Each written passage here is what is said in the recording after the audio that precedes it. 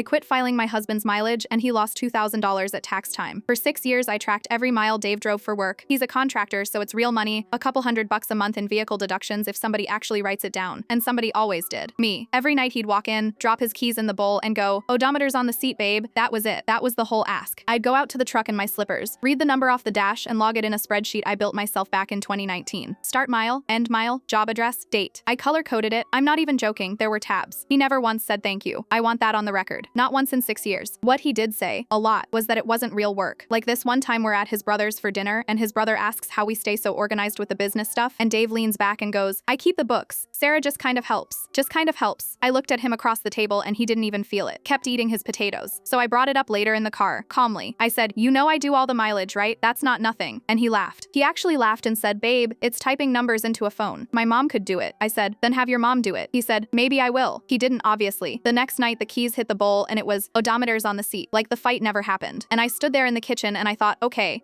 I stopped. Not dramatically, I didn't announce it. I just didn't go out to the truck. The spreadsheet sat there. Every night he'd say his little line and I'd say and keep doing whatever I was doing, and he never noticed the truck wasn't getting logged because why would he? He'd never once looked at the spreadsheet. He didn't know what tabs were. This went on from about March to the end of the year. 9 months. 9 months of nothing getting written down. Come February, he sits down to do taxes at the kitchen table with his little coffee and his calculator like he's some kind of accountant. And about 20 minutes in, he goes, "Where's the mileage log?" I said, "What mileage log?" He looked up. "The spreadsheet. The truck miles." I said, "Oh, I stopped doing that back in the spring." You could see it land on his face in stages, like a building coming down floor by floor. He goes, "You stopped? Why would you stop?" I said, "You told me your mom could do it. I figured you had it handled." "That was a joke, Sarah." It didn't sound like a joke. He starts flipping through his phone, his email, looking for anything, any record, and there's nothing, because I was the record. I was the whole system. And without me, it's just a guy who drives a truck a lot and can't prove a single mile of it. He did the math with the accountant that week. Without the deductions, he owed about $2,000 more than he'd planned for. $2 grand. He came home and dropped the paperwork on the counter and said, "Do you understand what you cost us?" Us. Suddenly it's us. I said, "I didn't cost anybody anything. I stopped typing numbers into a phone. Your mom could have done it." He said, "This is childish." I said, "You know what's childish? 6 years of Sarah just kind of helps. You didn't think it was real work, so I let you find out how real it was." He stood there holding $2,000 of proof and had nothing to say to it. Then he goes, quieter, "Can you start doing it again? For next year?" And there it was. The thank you I never got in 6 years, showing up as a favor he needed. I said, "Sure, it's $40 an hour now. I'll invoice you monthly." He laughed again, that same laugh waiting for me to fold. I opened the spreadsheet, made a new tab, billing, and typed in the first line while he watched. "He's paying it. First invoice cleared last Friday."